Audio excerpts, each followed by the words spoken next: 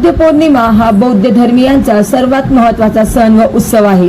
हा सण जगभरात विशेषतः भारतात वैशाख पौर्णिमेच्या दिवशी साजरा केला जातो।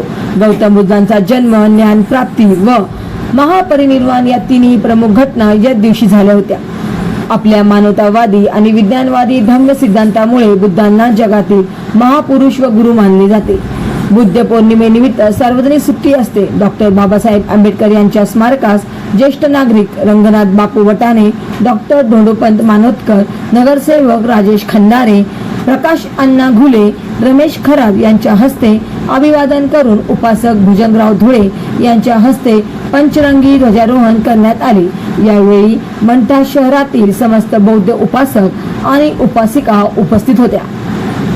महाराष्ट्र वाईब न्यूज प्रतिनिधी गजानन माळकर, मंठा, जिल्हा जालना।